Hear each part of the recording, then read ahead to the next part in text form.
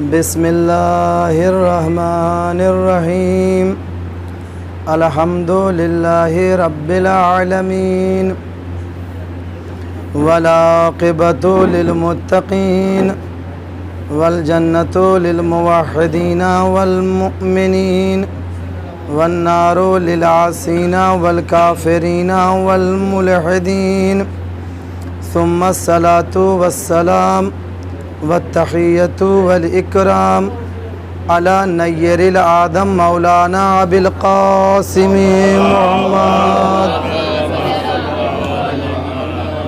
وآلہ الطیبین الطاہرین المعصومین ولعنۃ اللہ علی اعدائہم اجمعین من الآن الی لقاء یوم الدین اما بعد فقد قال سبحانہ وتعالی فی کتابہ المجید وہو اصدق الصادقین وقولہ الحق بسم اللہ الرحمن الرحیم انما یرید اللہ لیذہب عنکم الرجس اہل البیت ویطہرکم تطہیرا۔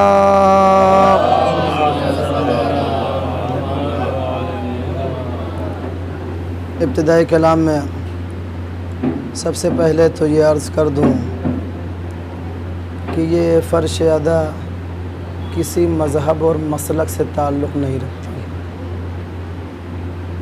دنیا میں جتنی بھی عبادت گاہیں ہیں ساری عبادت گاہوں کا تعلق ان کے ماننے والوں سے ہے۔ مسجد میں نماز پڑھنے کے لیے مسلمان جاتا ہے، ہندو نہیں جاتا۔ مندر میں جو ہے وہ ہندو جاتا ہے، اپنے اعتبار سے پوجا کرنے کے لیے مسلمان نہیں جاتا۔ عیسائی کے یہاں عیسائی جاتے ہیں، یہودی کے یہاں یہودی جاتے ہیں، کوئی دوسری قوم کا نہیں جاتا۔ لیکن ایک فرش عزا ایسی ذات ہے، ایک امام بارگاہ ایسی چیز ہے کہ نہ یہاں رنگ کی قید ہے، نہ نسل کی قید ہے، نہ اپنے کی قید ہے، نہ پرائے کی قید ہے، نہ مذہب کی قید ہے۔ جو بھی آ جائے معرفت کے ساتھ سب حسینی ہیں۔ درود پڑھیں محمد و آل محمد پر۔ لہذا اس وقت بہت یاد آتی ہیں وہ ہستیاں جو کل تک کے ہمارے ساتھ ہوا کرتی تھیں، اور صرف ہوا ہی نہیں کرتی تھیں بلکہ بعض تو ایسے ہیں کہ جو اپنے بیانات کے ذریعے سے، ذکر کے ذریعے سے، مجلسوں کے ذریعے سے مومنین کے قلوب کو منور بھی کرتے تھے، اور امام حسین علیہ السلام کے مصائب کو پڑھ کر کے مومنین کو رلاتے بھی تھے۔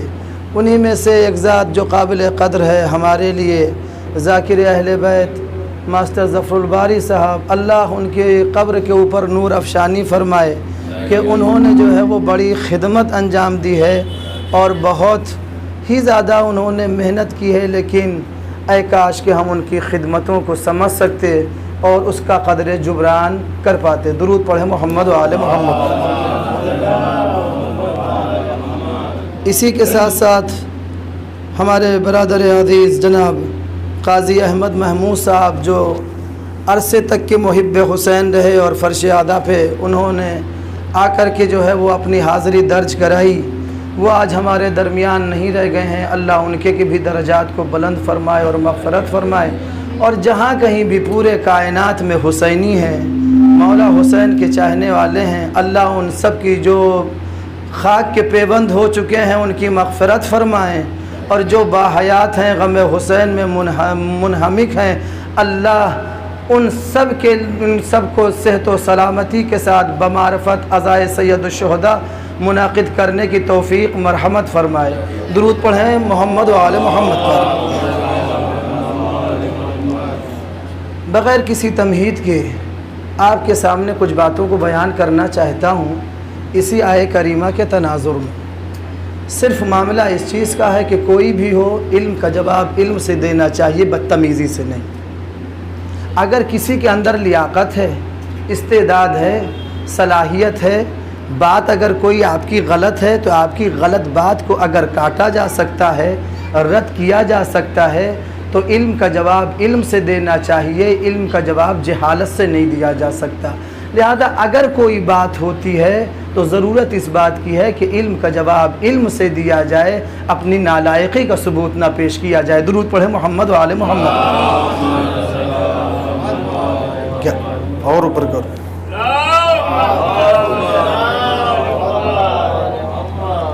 جس آیہ کریمہ کی تلاوت کا شرف حاصل کیا ہے، بڑی ہی مشہور و معروف، بارہا آپ نے جو ہے وہ اس آیہ کریمہ کو سماعت بھی کیا ہے، خطبہ اور ذاکرین سے سنا بھی ہے، اور نہ جانے کتنے لوگ ایسے بس میں بیٹھے ہیں کہ جنہوں نے متعدد اوقات میں اس آیہ کریمہ کو اپنے مجلس کا عنوان بھی قرار دیا ہے، شان نزول سے بھی اس کے باخبر ہیں۔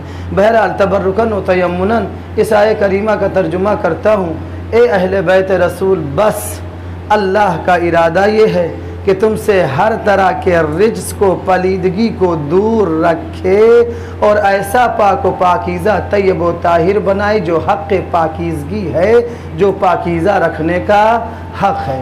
دیکھیں قرآن مجید میں 114 سورے ہیں، جتنے بھی سورے ہیں اور ان سوروں میں جتنی بھی آیتیں ہیں، ہر آیت کا ایک شان نزول ہے۔ کسی آیہ کریمہ کا جو ہے وہ شان نزول کسی مقام کے اوپر ہوا اور کسی آیہ کریمہ کا شان نزول کسی مقام کے اوپر ہوا۔ ساری آیتیں نہ ایک جگہ کے اوپر نازل ہوئی ہیں، نہ کسی ایک حالت کے تناظر میں جو ہے، جیسے موقع تھے، جیسے حالات تھے، اس اعتبار سے آیتیں آتی گئیں اور آیہ کریمہ نازل ہوتی گئیں۔ انہی آیہ کریمہ کے شان نزول کو جاننے کے لیے کہ یہ آیت کس کے لیے ہے، کب نازل ہوئی، کہاں نازل ہوئی، اس کا مصداق اتم کون ہے، مصداق عمومی کون ہے، مصداق خصوصی کون ہے، اس کے لیے جاننے کی ضرورت ہے کہ آیہ کریمہ کا شان نزول کیا ہے۔ لہذا جب اس آیہ کریمہ کے شان نزول کو جاننے کی ہم نے کوشش کی تو بلا تفریق مذہب و ملت یہ چیز ہم کو ملی، جو اصل چیز ہے وہ سب کے یہاں درج ہے اور سب کے یہاں موجود ہے کہ یہ آیہ کریمہ جو نازل ہوئی یہ اہل بیت پنجتن پاک کے حق میں نازل ہوئی ہے۔ درود پڑھیں محمد و آل محمد پر۔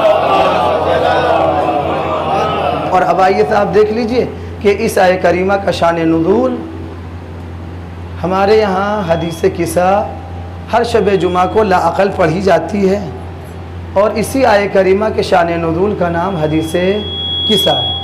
اب حدیث قصہ کیا ہے؟ شان نزول کو جو ہے وہ بیان کرنا نہیں ہے اور حدیث قصہ کو دہرانا نہیں ہے، صرف جانے مطلب ذہن میں آ جائے تاکہ اپنے گفتگو کو بیان کو جاری رکھ سکوں اور بڑھا سکوں، اس کے لیے ضروری ہے کہ اس بات کی وضاحت کر دوں۔ مگر مل جل کر کے ایک صلوات پڑھیں محمد و آل محمد۔ صدیق طاہرہ فاطمہ زہرا سلام اللہ علیہا ارشاد فرماتی کہ ایک دن میرے بابا جان ہمارے گھر تشریف لائے اور آن کر کے فرمایا کہ اے بیٹی فاطمہ، میں اپنے بدن میں ذوف محسوس کر رہا ہوں اور تم اپنی چادر یمانی لے آؤ، لانے کے بعد مجھے اسے اچھی طریقے سے اڑا دو۔ حکم بابا جان ہوا، میں اپنی چادر یمانی لے کر کے آئی، میں نے بابا کو اچھی طریقے سے اڑا دیا۔ ابھی تھوڑی دیر گزری تھی کہ امام حسن علیہ السلام تشریف لائے اور آن کر کے جو ہے وہ مادر گرامی کو صدیقہ طاہرہ کو سلام کیا، اور سلام کرنے کے بعد فرماتے انی لاجد فی بدنی ضعفا فقلت له اعوذک باللہ، اے مادر گرامی میں اپنے نزدیک ایک پاکیزہ خوشبو کو محسوس کر رہا ہوں، اور یہ خوشبو کسی اور کی نہیں ہے بلکہ ہمارے جد رسول اللہ کی ہے۔ اس کے بعد پھر امام حسین علیہ السلام گھر میں داخل ہوئے، آن کر کے انہوں نے بھی مادر گرامی کو سلام کیا۔ سلام کرنے کے بعد اسی بات کا انہوں نے بھی اعلان کیا کہ مادر گرامی، ہم اپنے نزدیک ایک نکہت پاکیزہ کو محسوس کر رہے ہیں اور وہ کچھ اور نہیں بلکہ ہمارے جد نانا رسول اللہ کی خوشبو ہے۔ بی بی نے فرمایا ہاں بیٹا، تمہارے نانا جان اور تمہارے بھائی دونوں زیر قصہ آرام فرما ہے، لہذا امام حسین علیہ السلام اس چادر کے قریب گئے، جانے کے بعد سلام کیا، اجازت لی اور داخلے قصہ ہو گئے۔ اس کے بعد خود جناب امیر گھر کے اندر داخل ہوئے، صدیقہ طاہرہ کو داخلے کے بعد گھر میں سلام کیا، سلام کرنے کے بعد فرماتے ہیں کہ میں اپنے نزدیک خوشبو محسوس کر رہا ہوں، ایک پاکیزہ خوشبو، اور یہ کسی کی خوشبو نہیں ہے بلکہ یہ ہمارے برادر عام کی خوشبو ہے، یہ ہمارے بھائی کی خوشبو ہے، رسول اللہ کی خوشبو ہے۔ تو صدیقہ طاہرہ فرماتی ہیں کہ ہاں آپ سچ فرما رہے ہیں، خود آپ کے برادر عام اور آپ کے دونوں بچے زیر قصہ آرام فرما ہیں، لہذا جناب امیر اس چادر کے قریب گئے۔ جانے کے بعد آپ نے نبی کریم کو سلام کیا، اجازت لی، اجازت لینے کے بعد داخل قصہ ہو گئے۔ پھر خود صدیقہ طاہرہ چادر کے پاس آئیں، آنے کے بعد آپ نے بھی اجازت لی، اجازت لینے کے بعد داخل قصہ ہو گئی۔ اور پھر یہ وہ منظر تھا کہ جبریل امین سے عرش پہ رہا نہ گیا، پروردگار سے عرش کے اوپر اجازت لی، میرے معبود اگر اجازت ہو تو میں عرش چھوڑ کر کے فرش پہ جاؤں اور جانے کے بعد میں بھی ان پانچویں میں چھٹا بن جاؤں۔ لہذا جناب جبرائیل عرش سے آئے اور آنے کے بعد نبی کریم کو سلام کر کے داخل قصہ ہو گئے۔ درود پڑھے محمد و آل محمد۔ یہ اتنی بات جو ہے وہ بیان کر دینا ضروری تھا تاکہ جو ہے وہ ربط دینے میں آسانی ہو جائے۔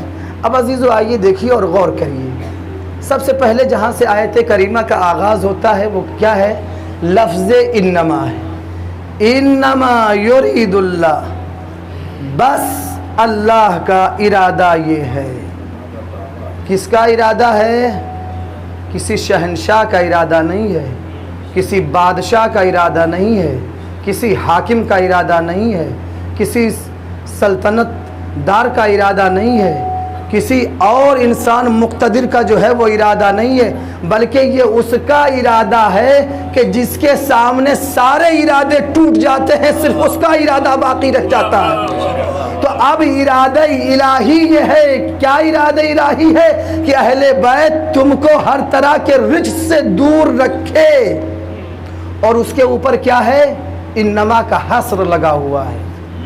انما یہ کلمہ حصر ہے، جہاں کے اوپر آ جاتا ہے اس شے کو اپنے حصار میں لے لیتا ہے، نہ پھر کوئی باہر والا اندر داخل ہو سکتا ہے اور نہ کوئی چاہ کر کے اندر والے کو باہر نکال سکتا ہے۔ تقریب ذہنی کے لیے میں آپ کے سامنے مثال پیش کر دوں کہ یہ انما ایک تالا ہے۔ تالا چچا ہمارے فرما رہے ہیں انما کیا ہے؟ یہ ایک تالا ہے، اور تالا یاد رکھیے کہ کسی بھی جب دروازے پر لگ جاتا ہے تو پھر نہ اندر والا باہر نکل سکتا ہے اور نہ باہر والا اندر داخل ہو سکتا ہے۔ بے بخش، نہ اندر والا باہر نکل سکتا ہے اور نہ باہر والا اندر داخل ہو سکتا ہے، اور جب تک کہ یہ تالا ٹوٹے نا، اور یاد رکھیے یہ تالا جو لگایا ہے یہ اللہ نے لگایا ہے۔ کوئی بھی تالا ٹوٹ سکتا ہے مگر یہ تالا نہیں ٹوٹ سکتا، یہ تالا ٹوٹ نہیں سکتا۔ اور میں آپ کے سامنے مثالیں پیش کر رہا ہوں کہ دیکھیں کس طریقے سے یہ تالا نہیں ٹوٹ سکتا۔ اس لیے کہ اگر یہ تالا ٹوٹ گیا تو پھر نہ توحید سلامت رہے گی نہ رسالت سلامت رہے گی۔ دیکھیے قرآن مجید اٹھائیے پڑھیے، انما الہکم الہ واحد، بے شک تمہارا اللہ صرف اور صرف ایک ہے۔ اللہ نے قصر توحید کے اوپر انما کا تالا لگا دیا، کوئی دوسرا نہیں ہے، بس اللہ ایک ہے، کوئی دوسرا نہیں ہے، صرف اور صرف خدا جو ہے وہ ایک ہے، اللہ ایک ہے، اس کے علاوہ کوئی دوسرا خدا نہیں ہے۔ جب نبی کی بات آئی تو وہاں کے اوپر بھی انما انا نذیر مبین، بے شک میں صرف اور صرف ڈرانے والا ہوں۔ پتہ چلا جو قصر رسالت کے اوپر اللہ نے تالا لگایا وہاں کے اوپر بھی انما کا تالا لگایا کہ بس اگر کوئی رسول خاتم کی حیثیت رکھتا ہے تو وہ آپ ہیں جو نذیر بھی ہیں، مبین بھی، نذیر مبین ہیں، یعنی بہتر طریقے سے آپ ڈرانے والے ہیں۔ اب آئیے اس کے بعد آپ دیکھیں جہاں کے اوپر اعمال کے قبولیت کا مرحلہ آیا وہاں کے اوپر بھی اللہ نے اسی انما کا تالا لگایا، انما یتقبل اللہ من المتقین، بس اللہ صاحبان تقوی کے اعمال کو قبول کرتا ہے، کسی کے اعمال کو قبول نہیں کرتا، صرف صاحب تقوی کے اعمال کو قبول کرتا ہے۔ اور آگے منزل بڑھائیے، قرآن مجید اٹھائیے، قرآن کہہ رہا ہے انما المؤمنون اخوہ، بے شک بس مومن ہی تمہارا بھائی ہے، ہو سکتا ہے ایک ماں باپ سے 2 بچے پیدا ہوں، ایک مسلمان ہو، مومن ہو، دوسرا کافر ہو۔ قرآن کہہ رہا ہے ولو ایک ماں باپ سے ہو مگر بھائی نہیں ہو۔ کیوں؟ اس لیے کہ صرف اگر کوئی برادری کا خواہاں ہوئے اور کسی کے اوپر برادری صفت کر سکتی ہے تو وہ صرف مومن ہے، مومن کے علاوہ کوئی دوسرا نہیں ہے بھائی بن سکے۔ تو پتہ چلا کہ بات توحید سے چلی ہے، توحید، قصر توحید پہ تالا انما کا لگا ہے۔ بات جب رسالت کی آئی تو وہاں کے اوپر بھی جو ہے وہ تالا انما کا لگا ہے۔ اعمال کے قبولیت کا مرحلہ آیا تو وہاں کے اوپر بھی انما کا تالا لگا ہوا ہے۔ برادر اس کے علاوہ آپ اور دیکھیں، انما درود پڑھیں محمد و آل محمد۔ انما ولیکم اللہ، بے شک تمہارا بس ولی اللہ ہے، ورسولہ، اور اس کا رسول ہے، والذین آمنوا، کہ وہ کہ جو ایمان لائے۔ تو یہ پورے ایک قرآن مجید نے جو ہے وہ حکایت کی ہے اور پوری فہرست بیان کی ہے کہ جہاں کے اوپر اللہ نے لفظ انما کو رکھ کر کے ایک دائرہ بنا دیا ہے حصر کا، کہ اگر کوئی داخل ہونا چاہے بھی تو داخل نہیں ہو سکتا، کوئی اس سے نکلنا چاہے یا نکالنا چاہے تو نکل نہیں سکتا۔ اب اگر قرآنی تناظر میں کوئی مائی کا لال پیدا ہو اور وہ کہے کہ اہل بیت کے علاوہ، یہ 5 نفر کے علاوہ، ان نفوس قدسیہ کے علاوہ کوئی اور بھی اہل بیت ہے، تو اس کا مطلب کہ انما کا تالا ٹوٹ گیا جو ارادہ الہی تھا۔ بہت توجہ کا طالب، انما کا تالا ٹوٹ گیا کہ جو ارادہ الہی تھا۔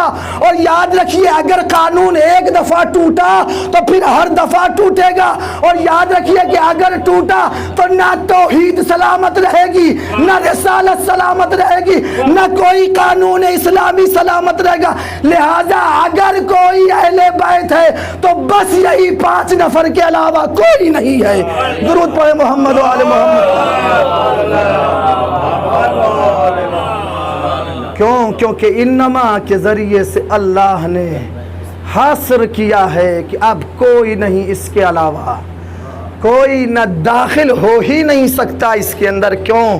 کیونکہ جس کے اوپر انما کا پہرا لگا ہوا ہو، ارادہ الہی ہو، وہاں کے اوپر نہ ارادہ الہی کو کوئی جو ہے وہ معدوم کر سکتا ہے، نہ کوئی ارادہ الہی کے اوپر کسی کا ارادہ غالب آ سکتا ہے۔ تو پتہ یہ چلا کہ کائنات میں سوائے پنجتن پاک کے کوئی اہل بیت کا مصداق نہیں ہے۔ درود پڑھے محمد و آل محمد پر۔ اور اب عزیزو آئیے میں آپ کے سامنے ایک بات کو پیش کرتا ہوں کہ یہ جو آیہ کریمہ ہے انما یرید اللہ، آپ یہ دیکھیں گے کہ بات شروع ہوتی ہے کہاں سے؟ ازواج رسول سے گفتگو شروع ہوتی ہے۔ وقرنا فی بیوتکن، وہاں سے جو ہے وہ شروع ہوتا ہے سلسلہ کہ جو ہے وہ اے نبی کی بیویوں تم اپنے گھروں میں جو ہے وہ رہو اور جو ہے وہ پردے کا اہتمام کرو، اور دیکھو زمانے جاہلیت کے طریقے سے بناؤ سگار نہ کرو۔ وہاں سے گفتگو شروع ہوتی ہے، اور شروع ہوتے ہوتے ہوتے ہوتے آ کر کے بیچ میں ایک جگہ آ کر کے کہا جا رہا ہے انما یرید اللہ لیذھب عنکم الرجس اہل البیت ویطہرکم تطہیرا، کہ اے اہل بیت رسول بس اللہ کا ارادہ یہ ہے کہ تم سے رجس کو دور رکھے اور ایسا پاکیزہ بنائے جو حق پاکیزگی ہے۔ ماں قبل کا ماں بعد سے تعلق کیا ہے؟ اور پھر جو لوگ عربی ادب سے واقف ہیں وہ اٹھائیں ضمیروں کو دیکھیں، اس سے پہلے جتنی ضمیریں آئی ہیں سب جمع مؤنث کی آئی ہیں، اور جتنی ضمیریں یہاں کے اوپر استعمال ہوئی ہیں سب مذکر کی اور جمع کی جو ہے وہ ضمیریں استعمال ہوئی ہیں۔ تو کچھ تو پتہ چل رہا ہے کہ کچھ تو معاملہ ضرور ہے۔ اب دیکھیے صادق آل محمد امام جعفر صادق علیہ السلام ارشاد فرماتے ہیں کہ یہ آیہ کریمہ مستقل آیت ہے۔ کیا؟ مستقل آیت ہے، جداگانہ آیت ہے، لیکن مسئلہ اس چیز کا ہے کہ قرآن میں تحریف نہ ہونے پائے۔ یہ پیغمبر کی دور رس نگاہیں تھیں کہ پیغمبر نے اس کو ایسے جگہ کے اوپر رکھا کہ جہاں نہ اہل اس کو سمجھ ہی نہ پائے اور ہر صاحب اہل اس نقطے تک پہنچ جائے جس تک نبی پہنچانا چاہ رہے ہیں۔ بہت توجہ کا طالب ہوں۔ آخر وجہ کیا ہے؟ جب اس کا ماقبل سے ماں بعد سے تعلق نہیں اور پوشیدہ نہ رہ جائے۔ بات سمجھ میں نہیں آئی؟ میں مثال آپ کے سامنے پیش کرتا ہوں۔ دیکھیے قدیمی زمانے میں آج سے جو ہے وہ 150 سال پہلے عورتیں اپنے زیورات کو روئی کے اندر، تکیے کے اندر رکھتی تھی۔ کیوں رکھتی تھی؟ کہ تاکہ وہ محفوظ رہے، اگر گھر میں چوری بھی ہو تو کسی کا ذہن وہاں تک کہ نہ پہنچے، اور جو گھر کے لوگ رازدار ہیں ان سے یہ بات مخفی نہ رہ جائے، وہ جانتے۔ البتہ روئی کا سونے چاندی ہیرے سے کوئی تعلق نہیں ہے، روئی کا سونے چاندی ہیرے سے کوئی تعلق نہیں ہے، رکھا گیا ہے روئی کے درمیان زیور، لیکن یاد رکھیے روئی کا زیور سے کوئی تعلق نہیں ہے، روئی الگ ہے، زیور الگ ہے۔ اس آیے کریمہ کو رکھا گیا ہے درمیان میں، نہ ماقبل سے اس کا ربط ہے نہ مابعد سے ہے، یہ صرف اہل بیت کے شان میں نازل ہوئی ہے۔ درود پڑھیں محمد و آل محمد پر۔ تاکہ قرآن میں تحریف نہ ہو سکے، یہ پیغمبر کی دور رس نگاہوں کا اعجاز تھا کہ جس کی بنا کے اوپر پیغمبر نے جو آیت جہاں کے اوپر رکھ دی وہ توقیفی ہو گئی، کسی کو حق نہیں ہے کہ اب اس کا ایک لفظ بھی آگے کر سکے یا پیچھے کر سکے۔ درود پڑھے محمد و آل محمد پر۔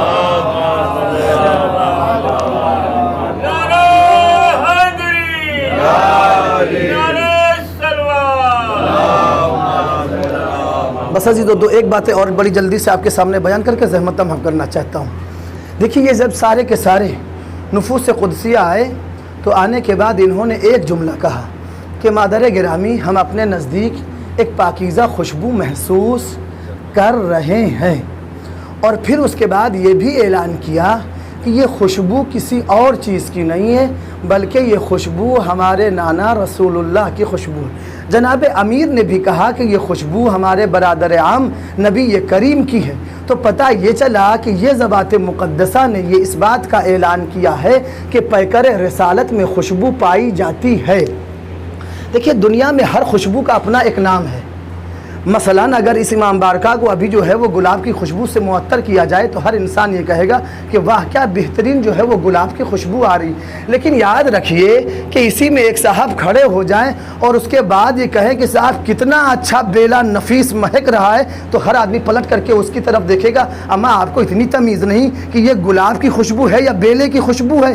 دیکھیے ان ذوات مقدسہ نے فرمایا کہ دنیا کی ساری خوشبو الگ ہے، کچھ نہیں کہا کہ یہ گلاب کی ہے، بیلے کی ہے، موتیے کی ہے، موگرے کی، کسی کی نہیں، بلکہ فرماتے کہ یہ نانا رسول اللہ کی خوشبو ہے۔ پتہ چلا کہ پیکر رسالت سے نکلنے والی خوشبو کی حیثیت یہ ہے کہ دنیا کی ساری خوشبو اور ہے، جس میں رسالت کی خوشبو اور ہے۔ درود پڑھیں محمد و آل محمد پر۔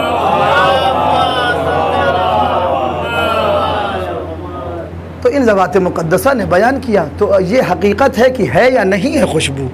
کہا نہیں صاحب ہے۔ کہاں سے پتہ چلے ہم کو کہ جو ہے خوشبو ہے؟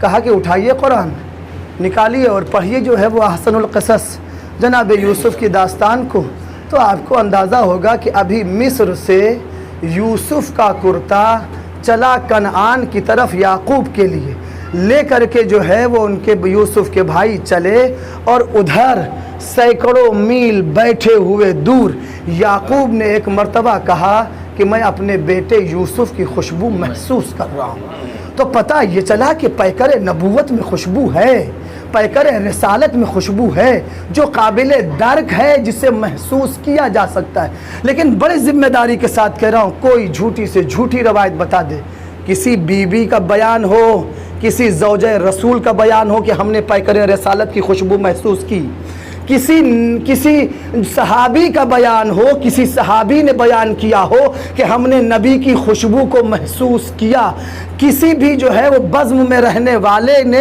یہ بیان کیا ہو کہ ہم نے نبی کے جسم کی خوشبو کو محسوس کیا، روایت کی دنیا میں سناٹا ہے، کوئی روایت نہیں بتاتی کہ کسی نے کہا ہو کہ ہم نے خوشبو کو محسوس کیا۔ تو اب دو حال سے خالی نہیں ہے، یا ہے یا نہیں، قرآن کہہ رہا ہے، تو اب اس کا مطلب یہ کہ ایک طرف تو پورا سناٹا ہے، کوئی نہیں بتا پا رہا ہے کہ خوشبو ہے یا نہیں ہے، اور دوسری طرف قرآن بھی کہہ رہا ہے کہ خوشبو ہے۔ تو عزیزو یاد رکھیے کہ خوشبو تو پیکر رسالت میں ہے اور اسے درک کی جا سکتی ہے، مگر یاد رکھو کہ اس خوشبو کو محسوس کرنے کے لیے عصمتی مشام چاہیے۔ جہاں عصمت ہوگی وہاں خوشبو محسوس ہوگی۔ درود پڑھے محمد و آل محمد پر۔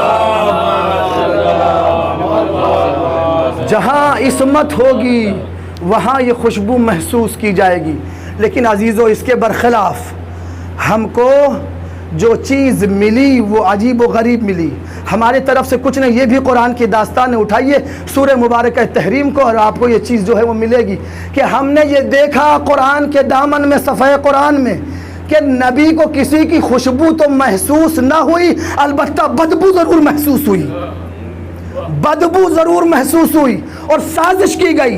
سازش کے نتیجے میں یہ کہا گیا کہ دیکھو جب نبی آئیں گے گھر کے اندر تو ہم کہیں گے کہ آپ کے منہ سے بدبو آ رہی ہے، اور جب نبی یہ کہیں کہ نہیں میں نے تو جو ہے وہ کوئی ایسی چیز استعمال نہیں کی کہ جس کے بنا کے اوپر میرے منہ سے بدبو ہے، تو تم بھی آ کر کے ہماری ہاں میں شریک ہو جانا کہ تاکہ ہماری بات قوی ہو جائے۔ لہذا کہتی ہے روایت کہ جب نبی کریم گھر میں داخل ہوئے تو کہا گیا کہ بدبو آ رہی ہے، اور جب نبی نے کہا کہ نہیں کچھ ایسا استعمال نہیں کیا گیا تو دوسری معظمہ نے آ کر کے کہا کہ نہیں نہیں بدبو آ رہی ہے۔ تو ایک مرتبہ نبی نے فرمایا کہ میں آج سے شہد کو کھانا چھوڑ دوں گا اور اپنے اوپر شہد کو حرام قرار دے لوں گا۔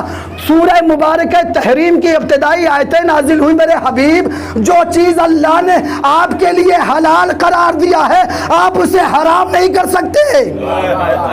تو پتہ یہ چلا کہ عزیزو خوشبو تو محسوس نہ ہوئی، بدبو ضرور محسوس ہوئی۔ تو یاد رکھیے کہ ہر انسان بتا بھی نہیں سکتا کہ بدبو کس چیز کی ہے۔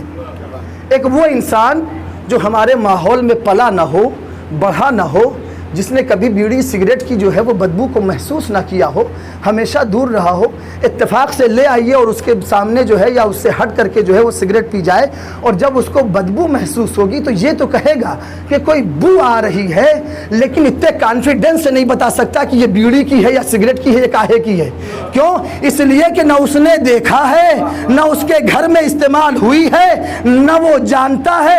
اب اگر کوئی کانفیڈنس کے ساتھ بتائے کہ یہ بدبو اس چیز کی تھی تو اس کا مطلب ہے یا تو اس کے سامنے استعمال ہوئی ہے یا اس کے گھر میں استعمال ہوئی ہے۔ درود پڑھے محمد و آل محمد پر۔ تو پیکر رسالت میں خوشبو پائی جاتی ہے، لیکن خوشبو کو محسوس کرنے کے لیے عصمت کے مشام درکار ہے۔ اب عزیزو یہاں کے اوپر دیکھیے صدیقہ طاہرہ فرماتی ہیں کہ جب بابا جان میرے زیر کسا آ گئے تو میرے بابا کا چہرہ اتنا نورانی، تابانی اور منور ہوا کہ مثل چودھویں کے چاند کے چمک رہا تھا۔ یہ ایک روایت سن لیجئے، میں کوئی جو ہے وہ اس کے اوپر تبصرہ اس وقت نہیں کرنا چاہتا۔ صدیقہ طاہرہ فرماتی کہ میرے بابا کا چہرہ نورانی، منور و تابانی اتنا ہوا کہ مثل چودھویں کے چاند کے دمک رہا تھا۔ دوسری طرف ام المومنین عائشہ کی روایت ہے کہ پیغمبر اکرم کے پیشانی مبارک سے ایسا نور ساطع ہوتا تھا کہ رات کی تاریکی میں ہم سینہ سی لیا کرتے تھے اور سوئی کے ناکے میں تاگا ڈال لیا کرتے تھے۔ جب ہماری سوئی گم ہو جاتی تھی تو ہم انتظار کرتے تھے کہ نبی آئیں تاکہ ہم نبی کے پیشانی مبارک سے نکلنے والے نور کے زیر سایہ ہم کیا کریں، اس سوئی کو تلاش کر لیں۔ تو پتہ چلا کہ ایک نہیں دو گواہیاں موجود ہیں کہ پیغمبر اکرم کے پیشانی مبارک سے نور نکلتا تھا۔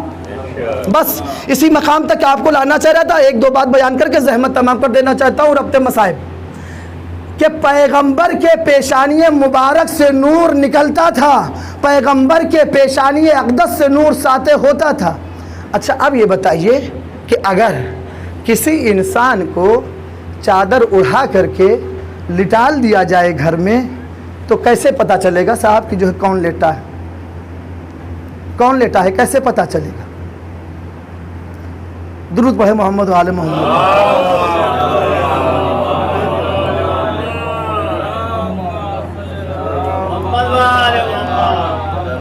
سیرت نگاروں نے جو سیرت لکھی ہے جناب امیر کی، اس میں یہ بیان فرمایا ہے کہ پیغمبر کا قد طویل تھا، مولا کا اس سے قد جو ہے وہ کوتاہ تھا، کم تھا، اور صدیق طاہرہ کا قد اس سے بھی جناب امیر سے بھی کم تھا۔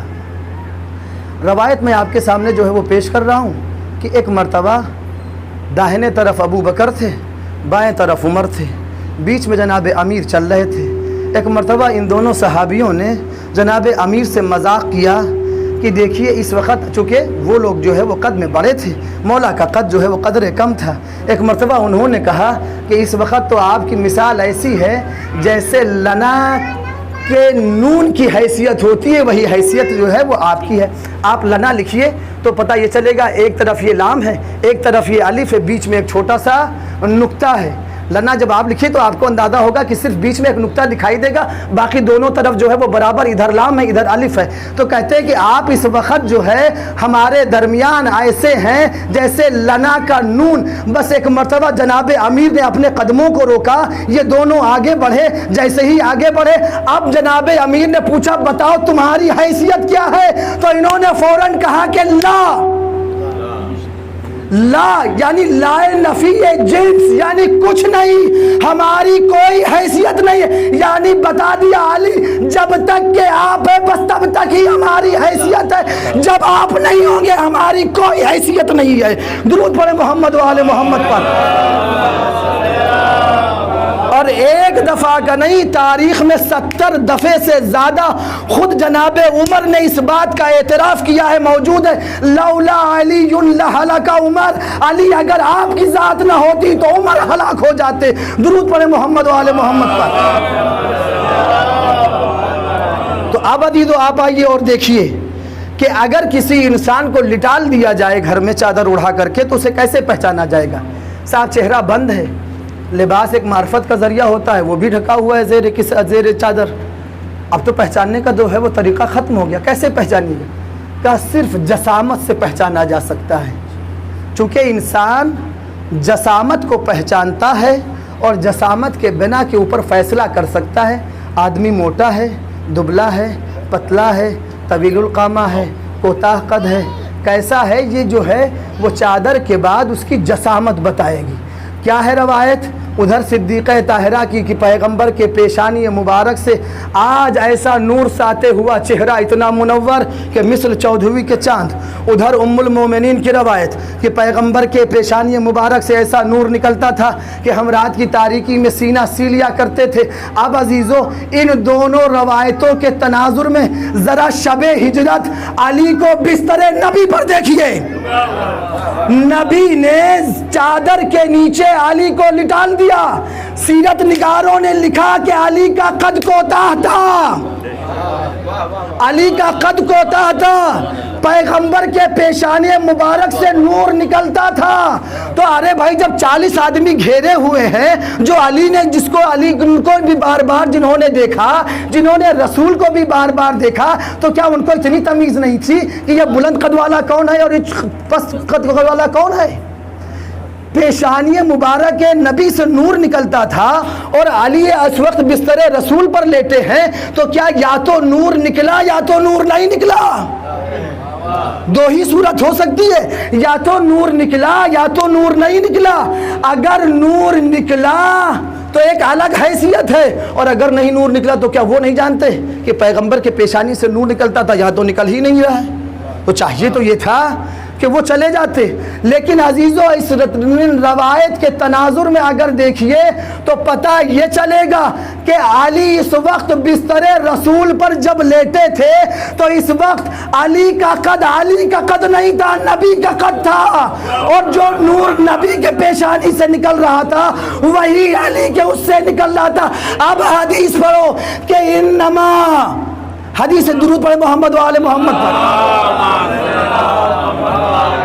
اب حدیث پڑھیے، انا وعلی من نور واحد، میں اور علی ایک ہی نور سے، جو نور نبی ہے وہی نور علی ہے۔ درود پڑھے محمد و آل محمد پر۔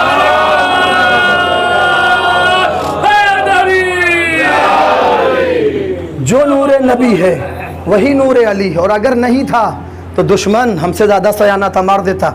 یا جو ہے وہ خود چلا جاتا نبی کے دنبال میں کہ نبی گئے کہاں. تو میں کہتا ہوں عزیزو، جب 40 لوگ گھر کو گھیرے ہوئے تھے، مکان کو گھیرے ہوئے تھے، تو آخر نبی گئے کیسے، نکلے کیسے؟ بھائی اگر کوئی ہمارے گھر کا محاصرہ کر لے، اگر کوئی ہمارے گھر کو گھیر لے، دشمن وہاں کے اوپر موجود ہو جائے، 1-2 نفر نہیں بلکہ 40 نفر موجود ہوں، تو ایسے میں کوئی کیسے نکلے گا گھر سے باہر؟ لیکن روایت کہتی ہے نبی کریم نکلے، سورہ مبارکہ یاسین کی ابتدائی آیتوں کو پڑھنا شروع کیا، ایک مٹھی خاک اٹھایا اور اٹھانے کے بعد کفار و مشرکین کی جانب پھینکا، وہ سب کے سب وقتی طور کے اوپر اندھے ہو گئے، نبی کو دیکھ نہ سکے، نبی نکل گئے۔ ایک وقت میں نبی کریم نے کیا کیا؟ ایک مٹھی خاک اٹھایا، سورہ مبارکہ یاسین کی ابتدائی آیتوں کو پڑھا اور پڑھنے کے بعد ان کی طرف پھینکا، اور جب پھینکا تو یہ سب کے سب نبی کریم کو دیکھ نہ سکے اور چلے گئے۔ جو لوگ یہ کہتے ہیں کہ سوائے اللہ کے کسی اور سے مدد مانگنا بدعت ہے، شرک ہے، گناہ ہے، آئیے شب ہجرت دیکھیے کہ نبی نے ایک مدد نہیں 2 مددیں لی ہیں۔ نبی نے ایک مدد نہیں 2 مدد لی ہے۔ جب نبی کریم گھر سے نکلے تو خاک اٹھائی، مٹھی میں لیا، لینے کے بعد سورہ یاسین کو پڑھا اور پڑھنے کے بعد ان کی طرف پھینکا، یہ سب اندھے ہو گئے، نبی کو دیکھ نہ سکے۔ ادھر علی کو بستر کے اوپر لٹال دیا تاکہ دشمن علی کو نبی سمجھتا رہے۔ تو پتہ یہ چلا کہ نبی نے ایک وقت میں مدد تراب سے بھی لی، ابو تراب سے بھی لی۔ درود پڑھے محمد و آل محمد پر۔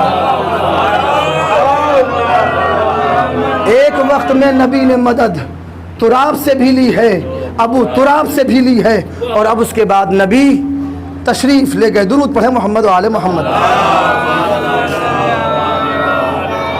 بس عزیزو، آخری بات، ربط مصائب زحمت تمام، کہتے ہیں یہ زبات مقدسہ زیر قصہ آ گئے، اور آنے کے بعد انہوں نے نبی سے اجازت طلب کی اور داخلے قصہ ہوئے۔ اب یہاں کے اوپر ایک چیز جو قابل غور ہے وہ یہ کہ آخر نبی کو چادر اوڑھنے کی ضرورت کیا پڑ گئی، اور نبی نے چادر اوڑھی کیوں، اور اپنے اہل بیت کے اوپر یہ چادر ڈالی کیوں؟ تو اب آپ اٹھائیے نبی کی داستان کو پڑھیے تو آپ کو ملے گا کہ جب نبی کریم کے اوپر وحی الہی کا نزول ہوتا تھا تو نبی اس وحی کی کیفیت کو چھپانے کے لیے کبھی جو ہے وہ چادر اوڑھتے تھے اور کبھی جو ہے وہ کملی اوڑھتے تھے۔ اللہ کو اپنے محبوب کی یہ دونوں ادائیں بہت پسند آئیں، اور قرآن میں نبی کی ان دونوں اداؤں کا تذکرہ کیا۔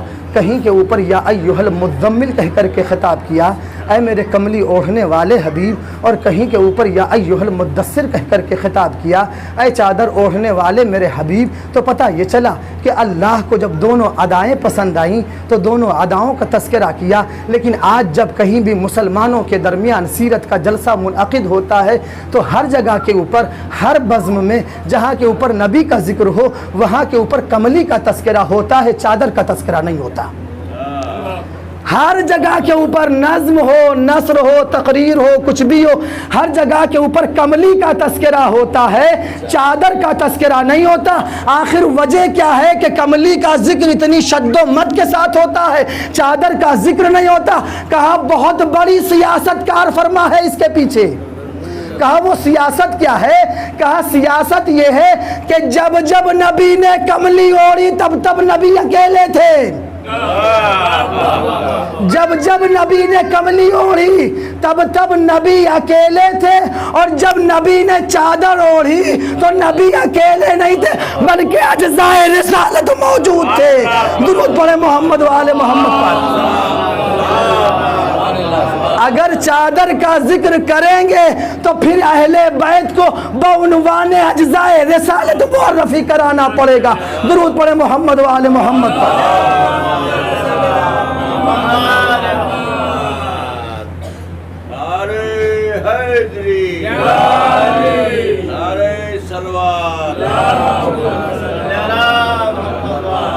بس عزیزو، اہل بیت وہ ہیں کہ اللہ نے جن سے طہارت کو قریب کیا ہے اور نجاستوں کو اہل بیت سے دور رکھا ہے۔ یاد رکھیے کہ نجاست کبھی بھی اہل بیت سے قریب نہیں ہو سکتی۔ نادر شاہ درانی کا واقعہ پڑھ لیجئے، جنہوں نے نہ پڑھا ہو وہ اٹھا کر کے نادر شاہ درانی کا واقعہ پڑھیں کہ جب اس نے چاہا کہ کتے کو اور شراب کو حرم امیر المومنین میں لے جائے تو کیا، اب وقت نہیں کہ میں تفصیل آپ کے سامنے پیش کروں۔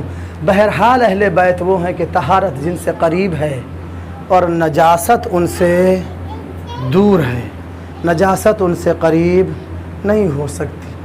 ہزاروں فضائل سننے کے بعد، ہزاروں مجلسوں میں، محفلوں میں، سیرت کے جلسوں میں شرکت کرنے کے بعد جن لوگوں کا دل اہل بیت کے لیے نرم نہیں ہو سکتا، یاد رکھیے یہ وہی نجاستیں ہیں جن کو اللہ نے در اہل بیت سے دور رکھا ہے کہ تم اس لائق ہی نہیں ہو کہ تم اہل بیت کے قریب ہو سکو۔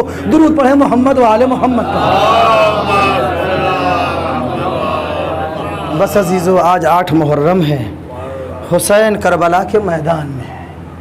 کہتے ہیں جیسے جیسے دن بڑھتے جا رہے تھے حسین کی مصیبتوں میں اضافہ ہوتا جا رہا تھا۔ اے اللہ، یہ اچھے دن کتنے جلدی گزر جاتے ہیں۔ کل تک کہ ہم اس فکر میں تھے کہ چاند نکلے تو ہم حسین کی فرش غم کو بچھائے، اب غریب زہرا صرف 2 دنوں کا مہمان۔ دل کھول کر کے آنسو بہا لیجئے، نبی کریم کو ان کے لال کا پرسہ دے لیجئے، فاطمہ زہرا کو ان کے بیٹے کا پرسہ دے لیجئے۔ عزیزو، یہ دن جیسے جیسے بڑھ رہے ہیں اہل بیت کی مصیبتوں میں اضافہ ہوتا جا رہا ہے۔ کل کی جو تاریخ گزری وہ تاریخ یہ بتاتی ہے کہ 7 محرم سے خیام حسینی میں قحط آب پڑا، پانی ختم نہیں ہوا، قحط آب پڑا اور بچے الاتش کی صدائے 7 محرم سے بلند کر رہے۔ اللہ اکبر!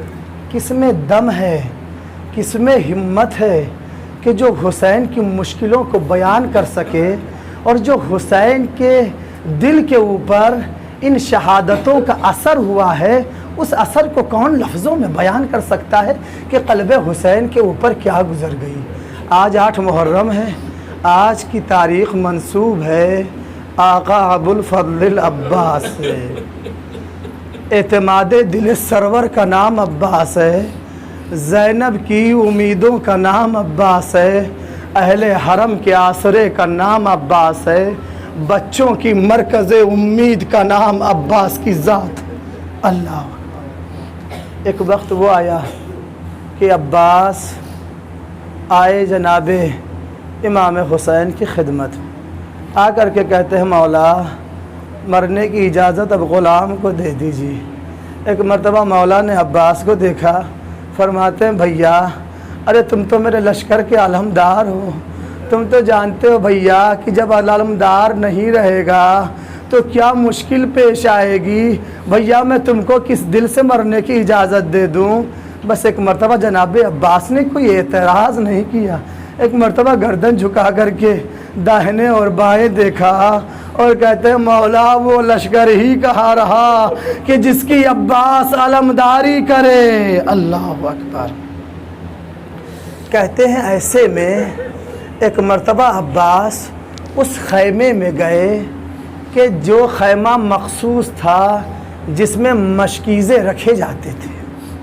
جناب عباس اس خیمے میں جب پہنچے ہیں تو دیکھتے کیا ہیں کہ چھوٹے چھوٹے بچے ہیں جو مشکیزوں کو کوئی اپنے پیشانی سے لگائے ہوئے، کوئی اپنے منہ سے لگائے ہوئے، کوئی اپنے سینے سے لگائے ہوئے ہے کہ کچھ خنکی ہم کو اس مشق سے محسوس ہو۔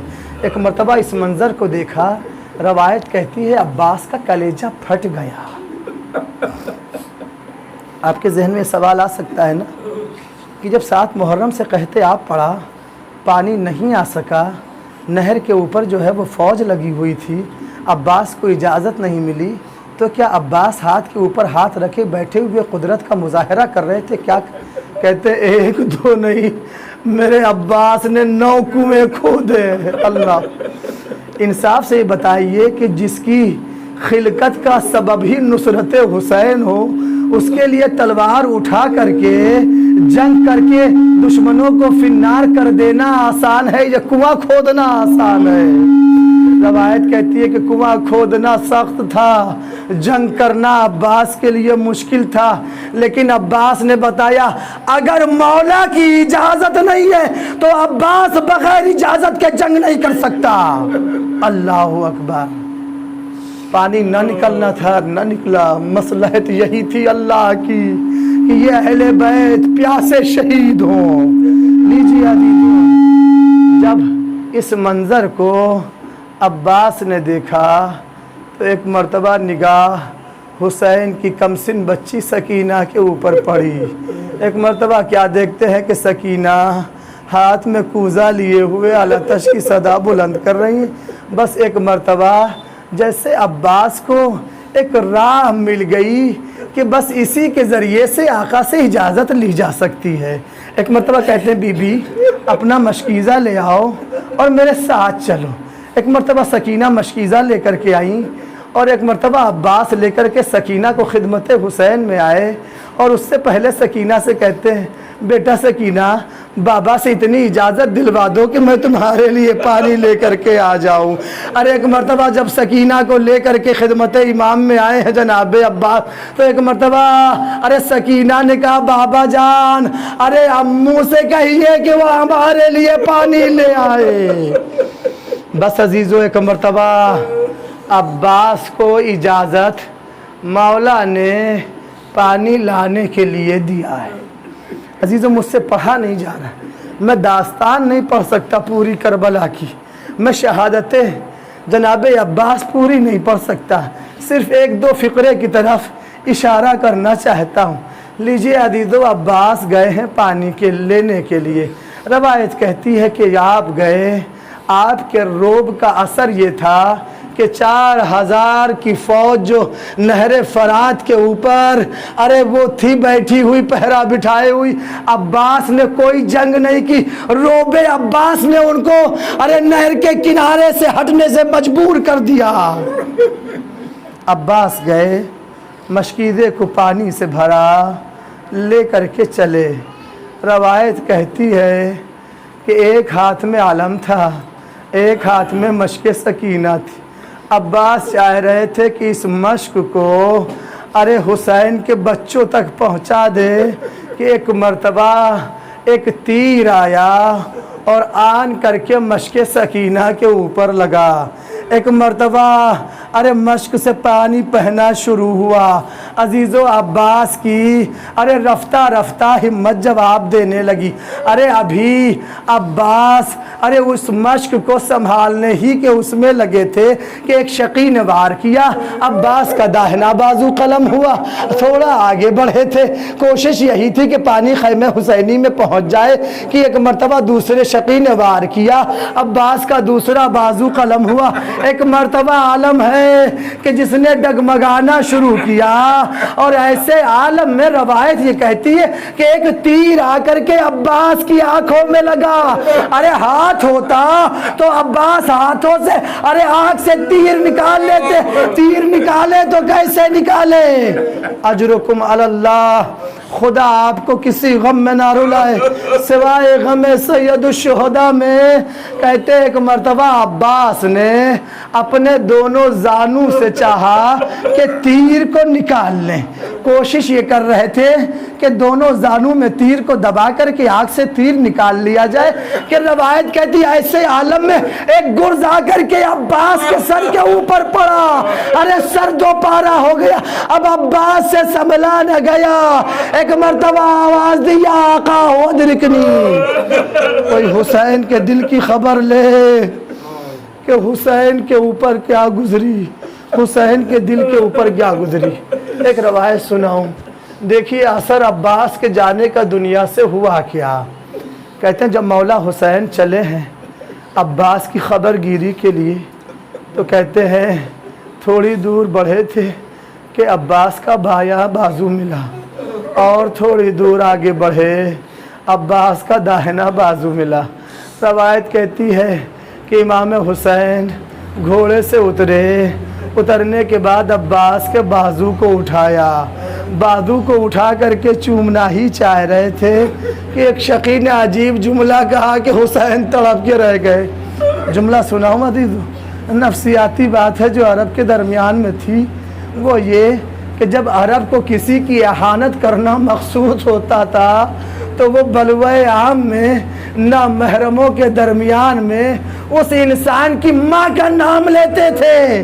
ارے ایک مرتبہ جیسے ہی حسین نے اس عمل کو انجام دیا، عباس کے بازو کو اٹھایا، ایک شقی کہتا ہے ماذا تفعل یا ابن الزہرا، اے فاطمہ کے بیٹے یہ کیا کر رہے ہو؟ ارے بس یہ سننا تھا کہ مولا تڑپ گئے۔ ایک مرتبہ کہہ رہے بھیا عباس، ارے تمہارے جاتی میری ماں کا نام لیا جا رہا نامحرموں کے مجمع میں۔ اللہ اکبر۔ حسین قریب پہنچے عباس کے، ایک مرتبہ کہتے ہیں بھیا عباس کوئی وصیت ہو تو کرو۔ بس ایک مرتبہ مولا نے کہا ہاں ایک وصیت ہے آقا، بلکہ دو وصیتیں۔ پہلی وصیت تو یہ ہے کہ میرے آنکھ میں خون جمع ہوا ہے، آقا میرے آنکھ سے خون کو صاف کر دیجئے، تاکہ جب میں پیدا ہوا تھا تو سب سے پہلے آپ کے چہرے کی زیارت کی تھی۔ اب چونکہ آنکھوں کی بصارت بس کھونے والی ہے آقا، چاہتا ہوں قبل اس کے کہ سانس کا سلسلہ ختم ہو جائے، روح قفس عنصری سے پرواز کر جائے، آقا آپ کا دیدار آخری مرتبہ کر لوں۔ لیجیے عزیز و حسین نے آنکھوں سے عباس کے خون صاف کیا۔ دوسری وصیت یہ کی کہ میرے آقا میرا لاشا خیمے میں نہ لے جائیے گا۔ کیوں؟ اس لیے کہ مولا آپ نے تو مرثیہ پڑھ لیا نا، الان انکسرا ظہری آخی۔ اے بھیا عباس تمہارے جانے سے کمر ٹوٹ گئی، جس کی کمر ٹوٹ گئی وہ لاشا کیسے لے جائے گا؟ آقا زحمت نہ کریے گا، غلام کا لاشا یہی رہنے دیجئے۔ وَسَيَعْلَمُ الَّذِينَ ظَلَمُوا أَيَّ مُنقَلِبٍ إِنَّا لِلَّهِ وَإِنَّا إِلَيْهِ رَاجِعُونَ رَضًا بِقَضَائِهِ تَسْلِيمًا لِأَمْرِهِ رَبَّنَا تَقَبَّلْ مِنَّا وَإِنَّكَ